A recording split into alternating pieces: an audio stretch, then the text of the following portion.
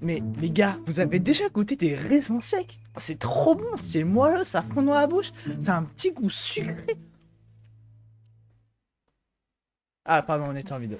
Bon, vous n'êtes pas venus ici pour me voir jouir en train de manger des raisins secs. Les amis, bien sûr, vous êtes venus pour entendre 3 traits d'horreur complètement horribles. Je préfère prévenir tous les spectateurs dès le début de la vidéo, même si ça va un peu rallonger l'intro. Bien évidemment, j'ai fait des chapitres, donc vous pouvez tout de suite aller au premier trait d'horreur si vous avez vraiment envie de vous faire peur direct. Mais pour les personnes qui sont un peu frileuses et qui vont d'abord dans le pédibule avant d'aller dans la piscine, en vrai, je vous conseille vraiment pas le pédibule, c'est horrible. Attends, il y a plein de bactéries, de mycoses, de pieds, de grand-mère et tout. C'est dégoûtant. Je vous préviens donc qu'il y a quand même des histoires qui font un peu peur. Enfin, c'est logique, si vous avez cliqué sur une vidéo straight d'horreur, c'est quand même pour avoir peur. Et bien sûr, pour les personnes qui découvrent le concept de straight d'horreur, je vous conseille de vous mettre dans une bonne ambiance, par exemple dans votre lit le soir, ou bien dans un environnement avec peu de lumière, ou encore des lumières rouges, seul ou à plusieurs, tel est votre choix. Et bien sûr, essayez de regarder la vidéo avec le plus gros écran pour vraiment être en immersion, parce que c'est vrai, regarder quelque chose avec un petit téléphone, c'est vraiment pas top. C'est un peu comme les films sur Netflix, je trouve c'est toujours mieux de le regarder sur grand écran, télé, écran d'ordinateur et tout.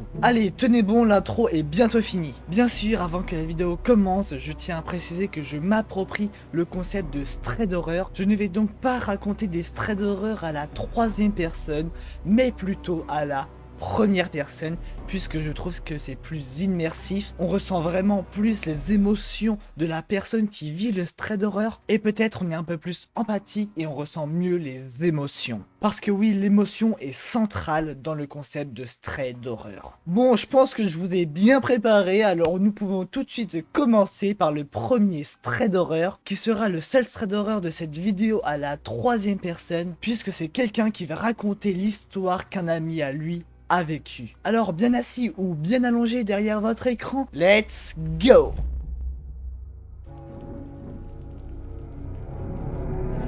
Avant de commencer cette histoire, il faut savoir que les faits se sont passés en août 2022 dans la ville de Leucate, bien sûr ça s'affiche juste ici, et que c'est arrivé à l'un des amis du narrateur, Emric. Emric a 14 ans, il est en 3e et son histoire s'est passée un soir à 21h. Oh purée, j'espère que ça va pas m'arriver ce soir. Non, j'ai pas de montre. Ce soir-là, Emric sortait avec sa copine en direction de la plage. Ils marchaient donc tranquillement entre amoureux. Mais soudain, ils remarquèrent qu'à une vingtaine de mètres d'eux, il y avait un homme d'1,90 m. Cet homme avait environ la trentaine et il les fixait sans bouger. Notre cher Emric, il est romantique, mais il est pas très fut-fut. Emric se disait qu'il allait continuer à marcher avec sa copine et qu'il n'allait pas faire attention à cet homme. Emric et sa copine continuent à marcher et le contournent gentiment. Mais quand ils se retrouvent à quelques mètres de l'homme, ils commencent à leur foncer dessus. Waouh! Ça devient chaud. Emric et sa copine courent donc le plus vite possible pour essayer d'échapper à l'homme. Ils vont vite se cacher derrière un buisson et environ 2 minutes plus tard, Emric décide de sortir du buisson pour voir si l'homme est là. Et c'est là que ça se corse un peu. Et je parle pas du pays, hein. C'est pas du tout le moment de rigoler. Puisque lorsqu'Emric sort sa tête du buisson, il voit une lueur blanche devant un camion. Et il arrive à distinguer que l'homme sourit. Oh purée, ça me donne un peu des frissons dans le dos. C'est alors que dès qu'il rentre dans le buisson, il prévient sa copine et ils courent tous les deux vers la plage. Soudain, lorsqu'il regagne la route, il voit un vieillard dans sa voiture qui est en train de rentrer chez lui. Les deux jeunes lui supplient de les ramener chez eux et lui expliquent toute la situation, qu'un homme étrange devant un camion les regardait et qu'il leur voulait peut-être du mal. Bien sûr, ce vieillard accepte et il leur demande leur adresse. Wow, les gars, juste 2 secondes, vous accepterez qu'un vieillard vous ramène avec sa voiture? Ça devient un peu bizarre là. Parce que peut-être le gars avec son camion blanc, il voulait juste vous donner des glaces.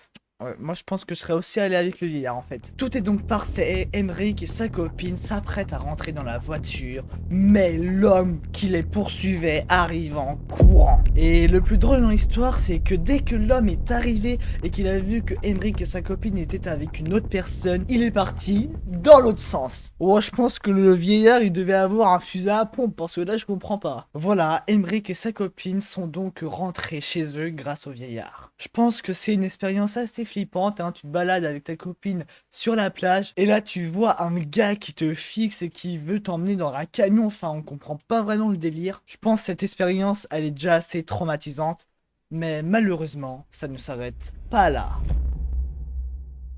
Puisque notre cher narrateur nous dit que la copine d'Emmerich va continuer à vivre quelque chose d'étrange chez elle. Elle était donc rentrée chez elle après avoir quitté Emmerich. Enfin, elle l'a pas quitté du genre rompre, enfin, vous voyez ce que je veux dire quoi. Parce que c'est vrai, ça sera un peu bête, hein, le pauvre Emmerich, purée. Elle était donc dans son jardin et il était environ 23 heures. Elle était assise sur une chaise en train de regarder les réseaux sociaux, notamment une vidéo YouTube du meilleur youtubeur Claimval.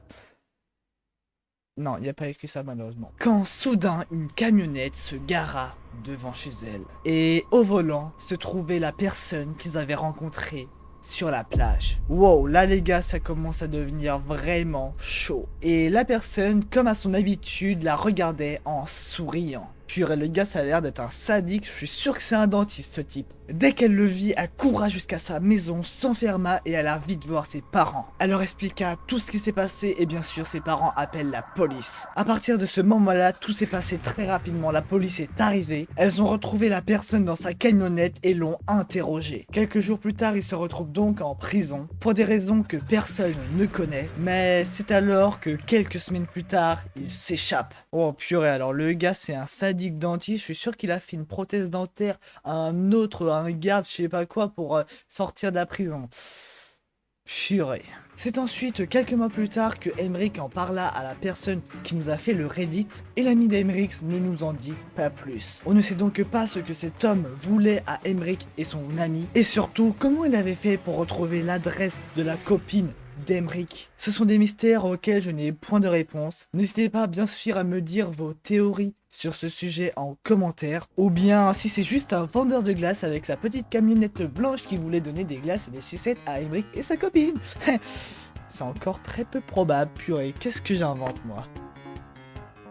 Bon, pour cette histoire, c'était un thread assez rationnel, mais ne vous inquiétez pas, la suite va faire beaucoup plus flipper. Enfin, je ne les ai pas lus, je vais les découvrir avec vous. On est donc tout de suite parti pour la deuxième histoire, celle de Simon.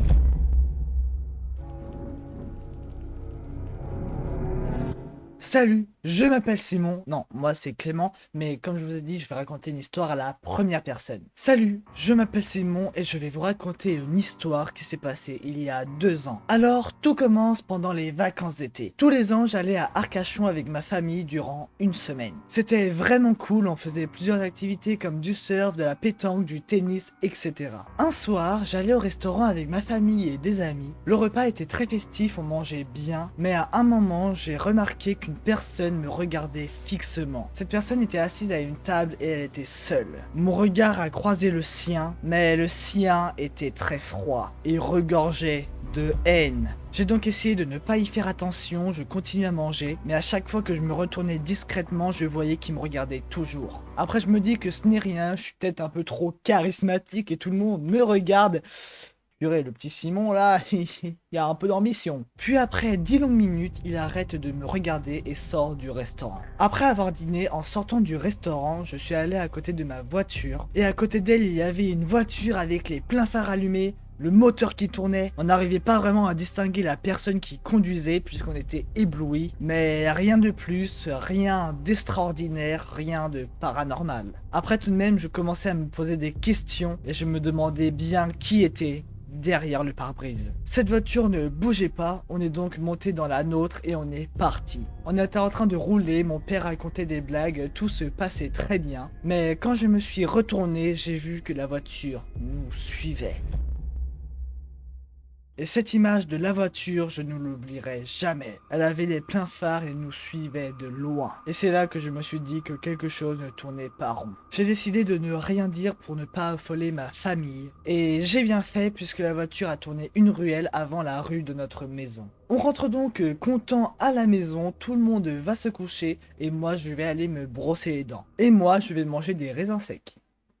Après avoir fini, je suis allé dans ma chambre pour me coucher et il faisait un peu froid et j'ai senti un petit courant d'air dans mon dos. En effet, la fenêtre de ma chambre était ouverte. Je n'ai donc pas paniqué puisque je me suis dit que c'est moi qui avais oublié de la fermer. Je décide donc de la fermer et d'aller me coucher. Je suis donc tranquille dans mon lit assez confortable. Je pense un peu au bon repas qu'on a mangé, c'était délicieux les bons hamburgers. Oui je sais, j'ai un peu poussé l'immersion trop loin, mais quand même attends, il y avait de la sauce barbecue dans le burger, c'était hamburger. Bon, plus sérieusement, j'étais dans mon lit, j'étais en train de m'endormir, quand soudain j'ai entendu des respirations sous mon lit. À ce moment-là, j'ai eu des frissons. Au début, je pensais que je rêvais, donc j'ai arrêté de respirer pour voir si quelqu'un d'autre était dans ma chambre. Et les amis, il y avait bel et bien quelqu'un sous mon lit. À ce moment-là, je suis en panique totale, j'essaie de me calmer, mais ça ne marche pas. Et là, me vient une idée. Je vais vite sauter de mon lit et aller voir ma mère pour lui dire que j'ai vu une araignée sous mon lit. Puisque tout le monde sait que je déteste les araignées, ça fera une bonne excuse pour les ramener dans ma chambre. Et on pourra donc vérifier s'il y a bel et bien quelqu'un sous mon lit. Enfin, je crois déjà avoir la réponse. Je suis donc allé chercher ma mère dans sa chambre, je l'ai réveillée pour qu'elle puisse venir dans la mienne.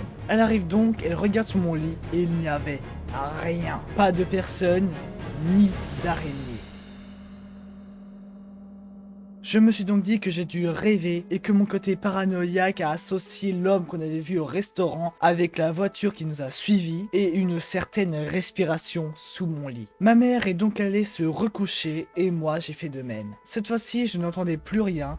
Mais dans le noir, j'ai observé que mon armoire était fermée, alors qu'elle n'est pas censée l'être. Mon côté paranoïaque est directement revenu, et sous la peur, je n'ai pas osé bouger d'un poil. Après 30 minutes à avoir fixé l'armoire, et pour moi ça durait des heures, l'armoire a commencé à s'ouvrir. J'ai donc fait vite semblant de dormir, mais je plissais quand même les yeux. Je vis donc s'approcher de moi un grand homme. Il a commencé à se pencher sur mon lit. Il a mis sa tête à peine 1 mètre de la mienne pour regarder si je dormais et après 5 minutes, il repart par la fenêtre.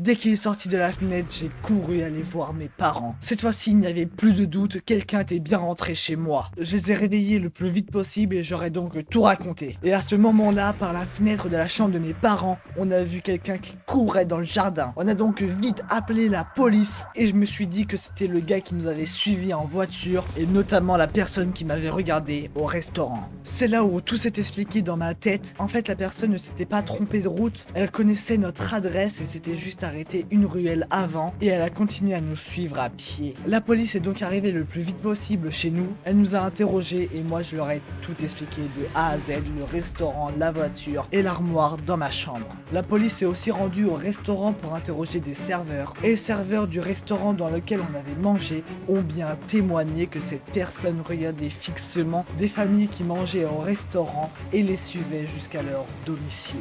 Et surtout que ça se reproduisait tous les soirs. La police ne l'a jamais retrouvé et on n'a jamais su si cette personne me voulait du mal ou pas.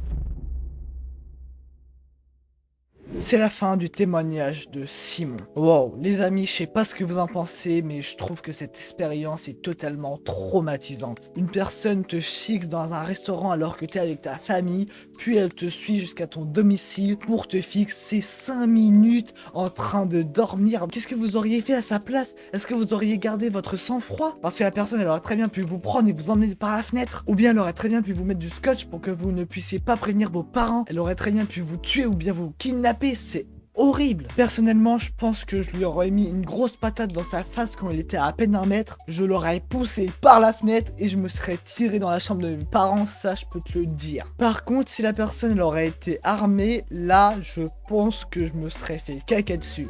Bon, après cette expérience traumatisante de notre cher Simon, je vous propose de vous raconter la 3e histoire qui sera bien sûr à la première personne. C'est l'histoire de James.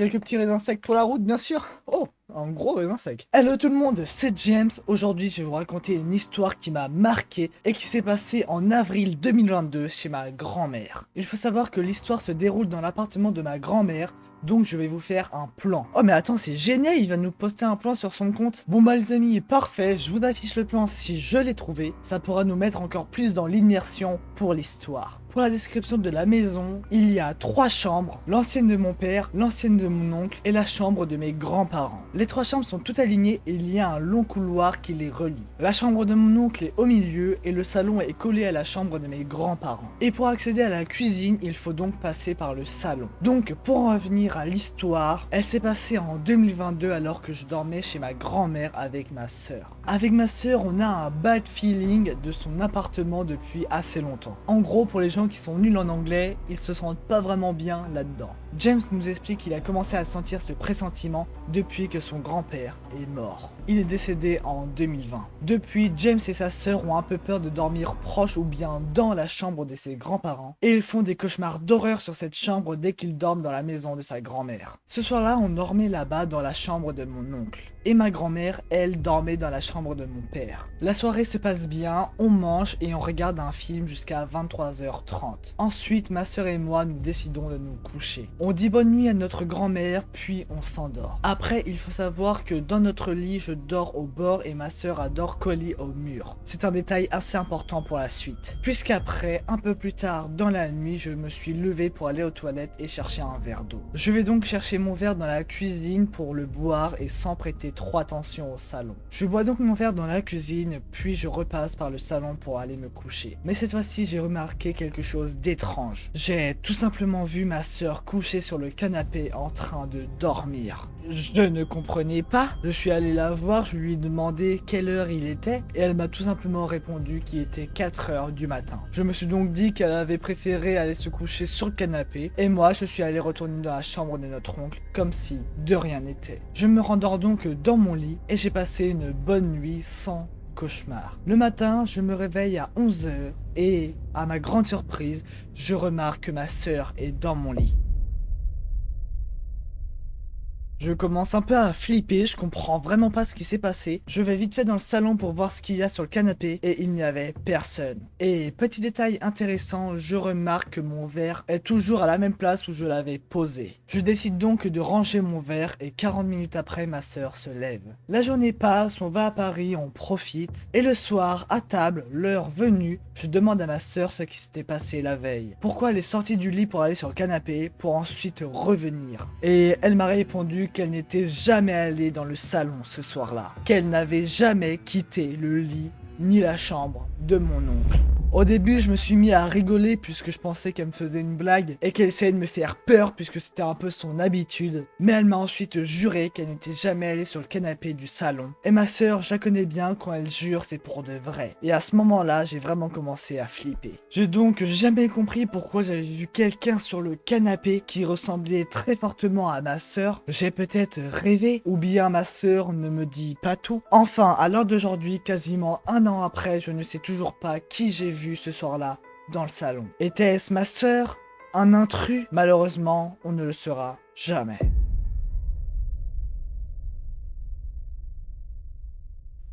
Waouh, et ben notre cher James, je sais pas ce qu'il avait consommé la veille ou bien je sais pas ce qu'il a bu dans le verre d'eau, mais ça devient un peu chaud là. Bon, il y a quand même quelques pistes, hein. Soit il y avait de la vodka et donc il a vu n'importe quoi, soit sa sœur est tout simplement somnambule ou bien elle a fait une crise de somnambule, je sais pas quoi, et qu'elle s'est retrouvée dans le canapé et que peut-être après elle s'est réveillée, elle est retournée dans la chambre de son oncle et s'est rendormie sans se souvenir de ce qu'elle avait fait la veille. Enfin, malheureusement, James ne nous en dit pas plus à ce sujet, mais c'est la seule histoire un peu paranormale qu'on ait eue dans le lot de ces 3 courts Stray d'horreur. N'hésitez pas à me dire lequel vous avez préféré parmi les 3. Et pour plus de vidéos de Stray d'horreur sur la chaîne, n'hésitez pas à vous abonner, liker, mettre la cloche. Les amis, on se retrouve très bientôt sur la chaîne. C'était Clénval. Ciao. Bon bah moi je vais continuer à manger mes petits raisins parce que j'ai pas fini mon goûter.